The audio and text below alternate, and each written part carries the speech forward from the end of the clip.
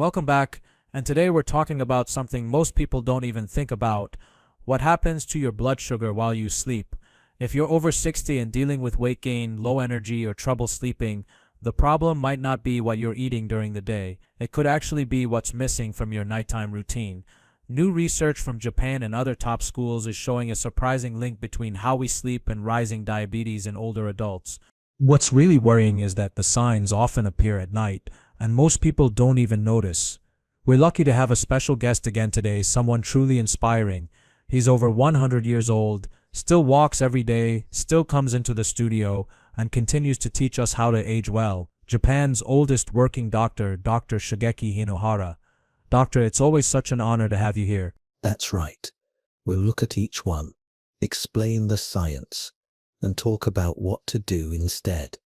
The last one is the most overlooked and possibly the most important, so stay with us. It could be the one tip that changes how you sleep and how you age. And today you've brought us 5 common nighttime habits, right? 5 things that people over 60 often do without thinking, things that might slowly raise their risk for high blood sugar or even diabetes.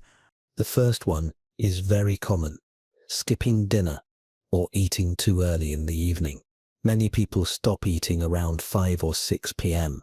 because they think it's good for weight or digestion. But after 60, that long break without food can do more harm than good, especially if your sleep isn't deep. Let's jump in. What's the first simple habit that seems harmless, but might be risky for people over 60? Exactly. As we age, our body becomes less good at managing sugar. If you go too long without food, your blood sugar can drop during the night. Then your body reacts by making stress hormones to bring it back up. That can raise blood pressure, wake you up in the middle of the night, and over time lead to problems like insulin resistance. Really? So not eating late, which many people think is healthy, might actually cause problems with blood sugar? It's all about balance, not strict rules. I had one patient, a retired professor, who followed all the advice: early dinner, no snacks, early bedtime, but she kept waking up around 2 or 3 a.m., feeling restless and tired. The next morning, her blood test showed signs of pre-diabetes. We added a small balanced snack before bed, just a few nuts, a spoonful of yogurt, or a bit of boiled egg. Within a week, her sleep got better. After a month, her morning blood sugar went down. Wow, that's really interesting, and honestly the opposite of what most people think. I know so many who believe no food after 6 is the best rule. Exactly. Keeping things steady is more important than cutting too much. So the solution is simple: don't go to bed hungry, especially after 60. It's not about strict rules, it's about steady support. A light, healthy snack at night can help both sleep and blood sugar. That's right.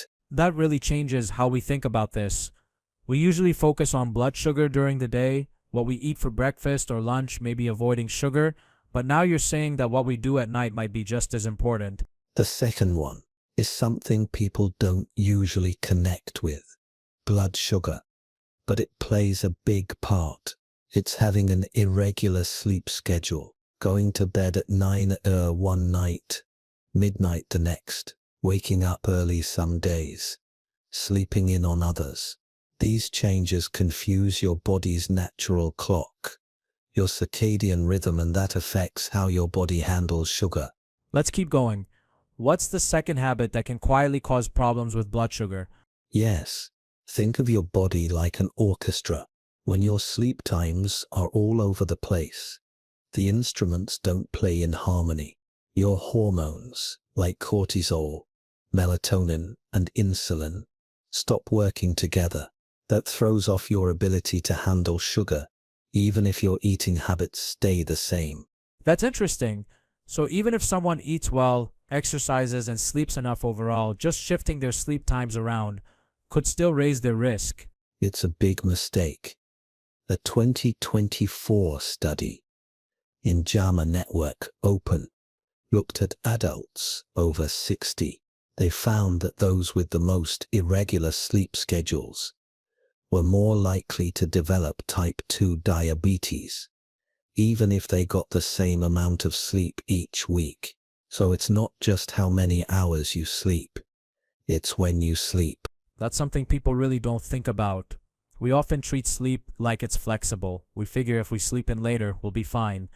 But you're saying that's not true. Pick a bedtime and try to stick with it, even on weekends.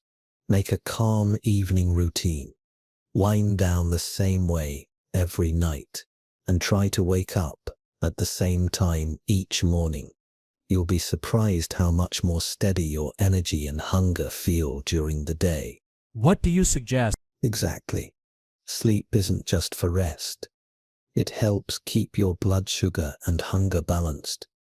A regular sleep schedule supports your body's rhythm and long-term health. It's amazing how such a small habit can have such a big effect. I'll admit, I used to do this myself. On clinic days, I was in bed by 9:30 with a nice routine. But on weekends, sometimes I'd stay up until 11:30 or even midnight. I always told myself, it's fine, I'll catch up tomorrow. But now that I think about it, those late nights left me feeling more tired in the morning, craving carbs by mid-morning. I blamed stress, but this makes it clear. It wasn't just about sleep length, it was the change in timing. The third one is something most people don't even think about. Going to bed a little dehydrated. As we get older, we don't feel as thirsty. So many older adults stop drinking water in the evening to avoid getting up to use the bathroom. But going to bed without enough water makes your blood a bit thicker. That small change can affect blood flow, especially to the brain and heart. It also affects how insulin works in the body. That really changes how we think about aging. Alright, let's keep going. We've talked about skipping meals at night and having an uneven sleep schedule. What's the third habit on your list of hidden risks? And that's where the problem starts. Even mild dehydration has been shown to make it harder for the body to handle sugar. Over time, this raises the risk of insulin resistance. Your kidneys, your liver, all the organs that help control blood sugar need water to work well. That's surprising. I think most people would assume drinking less at night is helpful, just so they don't wake up in the middle of the night. So, what's the right balance? We don't want to be running to the bathroom at 3 a.m., but we also don't want our bodies running dry. Exactly. I'm not saying to drink a lot right before bed. That would keep you up. But try having a small glass of water, or maybe herbal tea, about an hour before sleep. That can help blood flow, support your body's sugar levels, and help your system clean out waste during the night. One of my patients, a retired carpenter, had high blood sugar even though he ate well. We figured out he was low on hydration all the time. He never felt thirsty.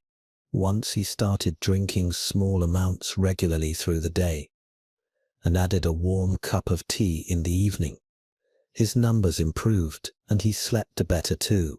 Habit number 4 is something that's become really normal in today's world: using screens before bed, watching TV, scrolling on your phone, or checking email. These things don't just mess with your sleep. They also upset hormones that control blood sugar. That's such a simple change, but really powerful, and it makes sense. I've had patients tell me they don't want to drink after dinner to avoid bathroom trips, but they never think about how a little dehydration might be hurting their body overnight. I felt that too. On nights when I skip my usual tea or forget to drink water, I wake up feeling foggy or with a slight headache. I never thought that even being a little dehydrated could mess with blood sugar or blood flow. Your body uses light as a signal. Blue light from screens, especially in the hour before bed, lowers melatonin, and melatonin isn't just for falling asleep. It also helps manage blood sugar.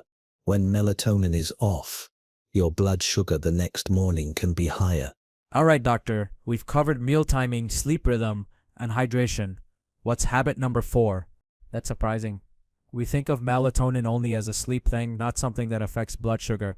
A study from Harvard Medical School found that people who were exposed to bright light before bed had lower insulin sensitivity the next morning after just one night. That's how fast the body reacts. I always tell my patients, the light you let into your eyes at night affects your hormones by morning, and after 60 the system becomes even more sensitive. Those same late night screen habits that once felt harmless, like watching a show or scrolling on your phone, can now overstimulate your system and make your sleep light and restless. Instead, try this. About an hour before bed, turn off bright screens, use soft lighting, read a paper book, or listen to calming music. Let your body slowly shift into rest mode. Your blood sugar will respond better by morning. Habit number 5 is something I see all around the world. Going to bed with a busy or stressed mind, worrying, overthinking, replaying the day, or thinking about tomorrow. It might not seem connected to blood sugar, but it actually is. That really hits home. I think a lot of people, myself included, fall into that habit. We think I'm just relaxing with my phone or I need to wind down with a show. But when you explain how that light is actually changing our hormones, it makes you see things differently. It also makes me wonder how many people wake up tired, foggy, or craving sugar the next day without realizing it started with their screen the night before. Mental stress raises cortisol, and cortisol, like we've said, pushes blood sugar up. Now imagine this happening every night. You go to bed with your mind racing. You fall asleep late or sleep lightly. Your cortisol stays high. Your blood sugar doesn't get a chance to reset. Over time, this wears down the body, especially after 60. It's not just about willpower or what you eat for breakfast. It's about what your body was told to do overnight. All right, doctor. You promised us 5 habits and said the last one might be the most overlooked. I know a lot of us have been waiting for this one. What's the final nighttime mistake people over 60 should know about? Exactly. And it doesn't have to be something big. It could be a small task, left unfinished, a tense chat, or checking the news right before sleep. These things quietly put your nervous system on high alert, even if you're just lying still. And when cortisol stays high, insulin doesn't work as well. That's really eye-opening. So it's not just physical stress like pain or illness, it's also mental stress that keeps blood sugar high. That reminds me of those nights where everything's quiet, but the mind just won't stop. A lot of people think that's normal, but now I see it's not just about thoughts, it's a body response. Yes, the brain and body are closely connected. If your mind can't settle down, your body can't heal properly. I had a patient, a retired teacher, who couldn't understand why her blood sugar kept rising. Her diet was perfect, but in the evening she was watching crime shows, reading the news, and answering emails in bed. We changed that. She did 15 minutes of light stretching and writing in a journal instead. Her blood sugar dropped nearly 20 points in the morning, and she slept much better. The fix is simple. Make a bedtime routine, just like you would for a child. Soft music, low lights, no screens. Stretch a little, breathe deeply. Write down your thoughts so they don't keep spinning in your head. What you do before sleep shapes how your body heals during the night. Your body is listening while you sleep. Every small choice before bed, what you eat, how you breathe, what you think, is a message to your body. If you give it calm, steady signals, it will heal. But if you send it stress, the damage starts quietly. And by the time you notice, it may be harder to fix. That really ties everything together. Across all 5 habits, the message is clear. It's not just what you do, but how you prepare your body before bed. From what you eat, to what you watch, to what you think, everything you do either helps your blood sugar or quietly harms it. And most people don't know that insulin resistance often starts at night, long before it shows up on a test. Before we end, doctor, can you give us one final message? Something short that sums up what we've talked about today. There's no better way to say it. Thank you, doctor. And thanks to all of you for joining us again. We truly appreciate your support. If you enjoyed this episode, please like the video and subscribe if you haven't already. We wish you all a long, strong, and healthy life. See you next time.